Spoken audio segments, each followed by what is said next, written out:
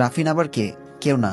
শুভকে যদি বলি আমি রাফিনকে একসময় ভালোবাসতাম তাহলে ও হয়তো কষ্ট পাবে, তাই বললাম না। তাছাড়া রাফিনের সাথে তো আমার কখনো রিলেশন ছিল না, বলারই বা কি আছে, না বলাটাই ভালো। শুভ বলল, রাফিনকে? তুমি তো এইমাত্র বললে রাফিন। সে যদি কিছু না বলে সোজা গিয়ে শুভকে জড়িয়ে ধরলো। আমি জানি ওর আর রাফিনের কথা মন থাকবে না। আমি শুভর গালে হাত দিয়ে বোলাতে বোলাতে বললাম, খুব লেগেছে না? সরি, আমি আসলে বুঝতে পারিনি। আমি তো কল্পনাও করিনি তুমি আসবে। আমি তো বললাম তখন তোমাকে, তুমি তো বললে যে যাবে না।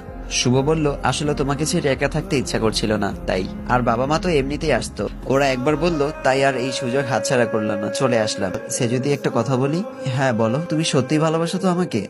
সে যদি বলল, বোঝো না? শুভ বলল, হ্যাঁ বুঝি, তবুও কেন জানি না খুব ভয় লাগে। সে যদি বলল, কিসের ভয়? শুভ বলল, তোমাকে হারানোর ভয়। আসলে অনেক কষ্ট করে পেয়েছি তোমাকে, পারলে তোমাকে বুকের ভেতর রেখে দিতাম।